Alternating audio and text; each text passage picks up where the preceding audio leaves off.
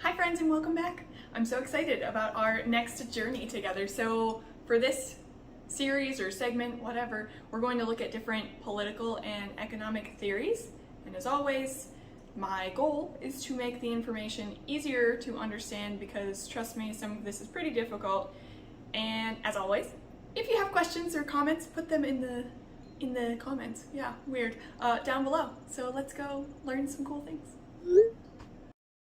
Alright comrades, we're finally doing it. We're doing a video about anarchism and I hope that you are as excited as I am. It's probably going to be a little bit longer of a video because I have a lot to add to the text. So this video we're going to be looking at, it's called Anarchism and Other Essays by Emma Goldman. I also thought it was time to bring back the old school mug, which is mildly awkward to drink from, but it's a pumpkin and it's almost October. So while Anarchism and Other Essays is only 9 pages, it's an amazing 9 pages. So right off the bat, Goldman starts by talking about the challenges facing any new idea in society and how the old traditional, like, it's always been this way mentality goes to every extent to try to stop the new things from happening. She says, this is a quote, "In its tenacious hold on tradition, the old has never hesitated to make use of the foulest and cruelest means to stay the advent of the new, in whatever form or period the latter may have asserted itself." So think about some of the ways today that society goes even to the cruelest measures to stop or to attempt to hold on to traditional things, values, whatever. If you stay up to date in current events, things like the abortion ban in Texas or the crackdowns on immigration, illegal immigration, and the deportation of immigrants here in the United States are really good examples. Both of those require huge amounts of malice to orchestrate, all in the name of upholding patriarchy and white supremacy. So Goldman then addresses 2 of the prominent oppositional arguments against anarchism in her time, which are strikingly similar to anything you're going to hear today. And for reference, Anarchism and Other Essays was published in 1910. So it's interesting that those ideas or those arguments are still the arguments people are using today. So what Goldman has to say about that is that people either judge the word based on what they hear about it from other people, so the idea of like hearsay or propaganda, or they simply misinterpret what it actually means. So in our society today, anarchism is associated with chaos or lack of rules and structure. So we want to picture things like Sons of Anarchy or that Purge movie. I'm pretty sure it's like Purge, Anarchy, something, I don't know. It's too icky for me to watch, so I don't. Goldman says, in short, destruction and violence is what people associate with the word anarchism. And like I said, I just think that perception still holds in today's society. However, we also know that the state has a monopoly on violence and the majority of violence in the world is carried out by a state, which my video about the militarization of the police, or the ones covering that the book State and Revolution by Lenin, will be really good references if you want more information on that idea. So Goldman defines anarchism as the philosophy of a new social order based on liberty unrestricted by man-made law, the theory that all forms of government rest on violence and are therefore wrong and harmful as well as unnecessary. She goes on to challenge again the narrative still wildly perpetuated today that the individual and society are at odds. So we've been fed this narrative by religions and various philosophers that humans are innately evil and without societal constraints, we would simply wreak havoc upon one another. You can tell I'm really good at talking today, so thanks for bearing with me. But have you ever considered the possibility that that just simply isn't true? Like if you had your basic level needs met, so you have food, you have a place to live, and in today's society I would say that you have access to healthcare and the internet, so you're living a comfortable life, how would you personally spend your free time? Would you go around stealing things from your neighbors or just being a menace because you can? Or would you spend more time drinking coffee or Red Bull or playing video games or watching TV or reading a book or spending time with your loved ones or petting your fur babies? My fur baby's watching right now. She's like, what is this? What's happening right now? Someday she'll be brave enough to be in the video, I think. She's thinking about it. You could write a book, you could build something, you could paint, you could make something artistic, you could garden, you could sculpt. How would you pass your time? Genuinely think about that. Goldman talks about how religion is dominion over the human mind and humiliates and degrades his soul. So there's a lot that could be said about the shame that most religions impose on individuals simply for existing. So if you watch the video I did about the book Preventing Violence by James Gilligan, you can see why that, so shaming somebody literally just for existing, just the fact that you were born into this world, religion, not most religions, shame you for that. And you can see why that shame translates into problems for individuals and society. The next big thing Goldman talks about is property. Another hot topic for any leftist ideology. So you hear people making arguments like, under communism, you can't own a bicycle because no one's allowed to own anything. It's all communal, which just demonstrates a basic lack of understanding of any issue that you just really shouldn't be discussing unless your intention is to learn or better understand the idea.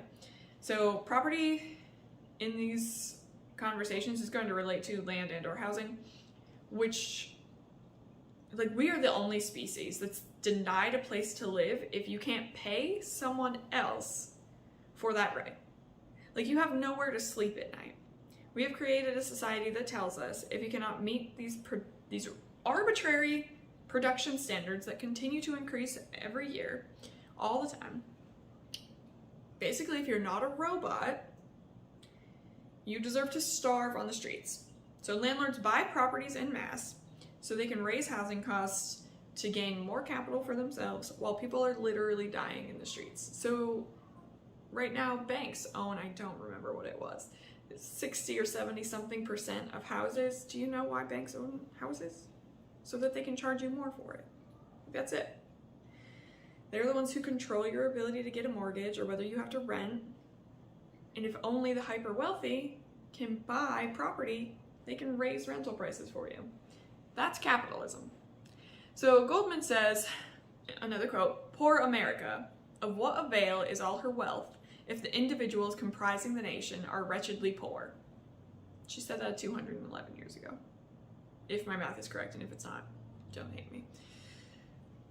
So, in relation to that, capitalism, our current mode of production, Goldman says, again a quote, "Man is being robbed not merely of the products of his labor, but the power of free initiative, of originality, and the interest in or desire for the things that he is making."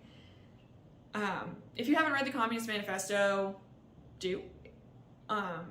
Or subscribe, because we're definitely going to do a video about that at some point. It's probably actually going to be the next video I make.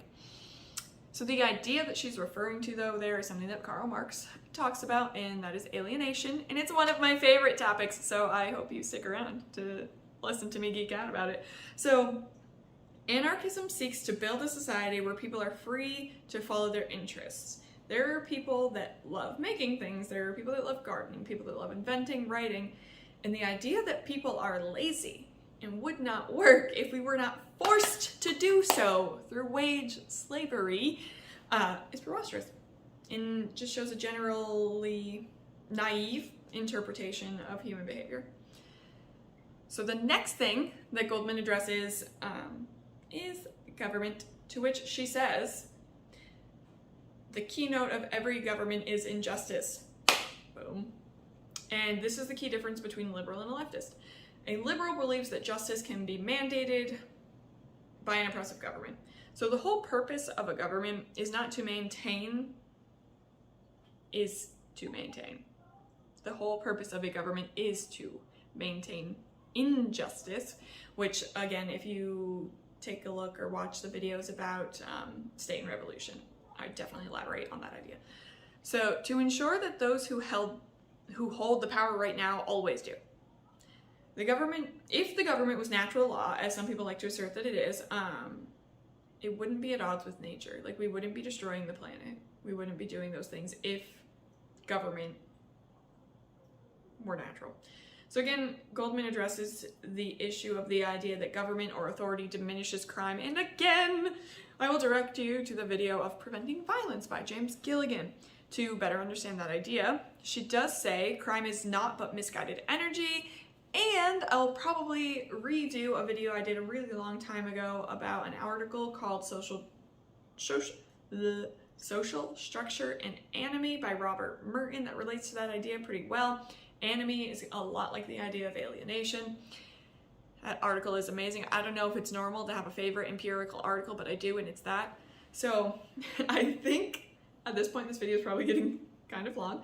So I'll try to be brief about the last 2 pages. So Goldman continues that only by removing the constraints of our current government, economic system, modes of production, can humans truly be free to explore and express who they really are. So there's no freedom under this form of government. Capitalism is oppression, not freedom.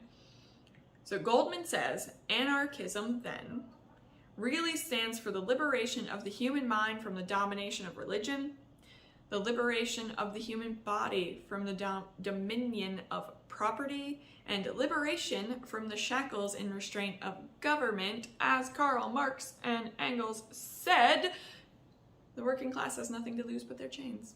So in today's world, I would say that the mind needs freedom from more than just religion. I would definitely say that, like, the media and propaganda dilute the mind and push feelings of shame upon us just as much as religion can. So I'm going to try to look for more information just so I can elaborate on this idea and probably make a video about it. So you'll have to subscribe to get that information later on. Finally, Goldman briefly addresses one complaint or criticism I know I've heard about anarchism even today, and that's that there's no laid out plan or structure to the theory. So that's the whole idea. That humans are capable of figuring out what we need and how to get it done together in freely formed associations without some higher power telling us how to do that. That's literally it. The belief that we can make our own decisions, that you cannot do that under any form of government that dictates how things are made or how they are traded or what they're worth or what you are worth as a human being in terms of wages and labor hours. So Goldman ends by highlighting the importance of direct action that eventually leads to a revolution. We will 100% be covering those ideas in future videos, so definitely stay tuned. But in conclusion, so what do you think about anarchism? Like, do you think that we need a government to tell us how to live our life, or an elected official to make decisions for you about how the government chooses to rule your life? Do you think that humans would be better off without the violence imposed upon us by our governments? Those are important questions, and I highly encourage you to consider those things when you hear people talking about alternatives to capitalism. So as always, if you don't agree, because you don't always have to agree, you have to know something before you can know whether you agree with it or not. But if there's something that I missed or some other point you'd like to add, definitely add it in the comments below. And otherwise, thanks for joining us again. Go forth and do good things.